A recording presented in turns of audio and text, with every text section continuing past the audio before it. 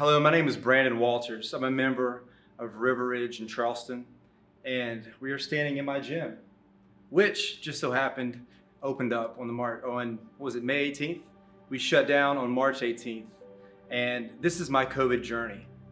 August, my life changed completely when my wife was diagnosed with cancer, and this pretty much has started one of the most interesting years of my life, and quite possibly one of the most stressful and most anxiety-ridden years I've ever experienced. Without my job, I woke up one morning and realized that my identity was in my job.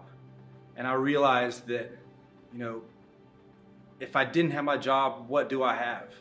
And it was very stressful for me because I would wake up every morning, but most days for me, I would come to work, and it was just a very regimented schedule that I did on a day in, day out basis. And then that was completely ripped away from me on March 19th. So I really had no direction and no focus. But with that said, I've always been a Christian. I became a Christian at age 24, and I've had very strong faith ever since then. But I can tell you right now, I'm not the perfect Christian. I'm not that guy that wakes up every morning and does the Bible study. And a lot of times it makes me feel like a failure. I'm not the guy that goes to a group. I don't go to a group one each week, and I know that I should. And this goes back to the way that I feel when I work with my clients. A lot of clients that I work with, they feel the need that they have to be perfect. In actuality, that's not what I'm looking for, and that's not what God's looking for. But during this journey, I realized that my identity was in my work, and that it doesn't need to be, it needs to be in God. So this gave me hope on a daily basis.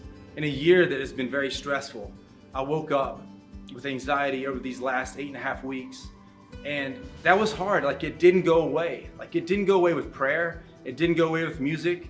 But as I've come through this, I've realized that, my hope is in God, and I also know that on a daily basis, it has gotten easier. And my ability to cope with my new normal, which we're back to work now, but it's not like it used to be. We're operating at 50 to 60% capacity. But believe it or not, I am less stressed now than I was 7, 6, 8 weeks ago. And even before, when my business was thriving. In January and February, we were absolutely killing it. It was the 2 best months of my entire career. And then the rug was pulled out from under us. The stress is there daily. I wake up with the stress daily. But my ability to cope with it lies in the fact that I know that God's got my back. And I know that on a day in, day out basis that things are going to be all right. And it's this faith and this strength that I gain from Him on a day in, day out basis.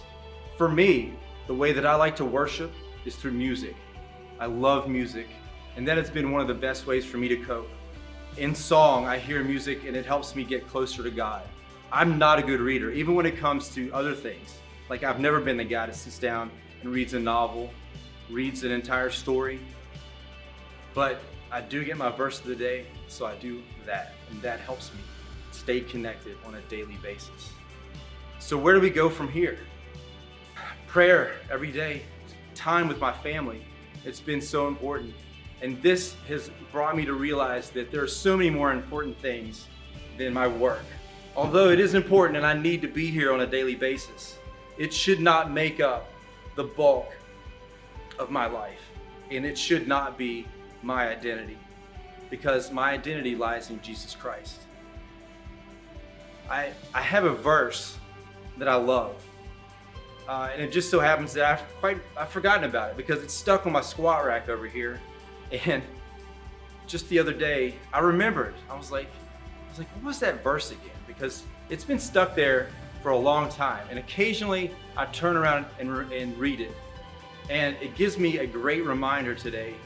And it's a great reminder for everyone. I'm gonna read it for you. There it is. It's always stuck there. Sometimes I don't see it, but I saw it the other day. And honestly, I walk by it every day and don't even think about it. But it stuck out the other day. I pulled it down. I'm going to read it for you. Jeremiah 29:11. I know the plans I have for you, declares the Lord. Plans to prosper you and not to harm you. Plans to give you hope and a future.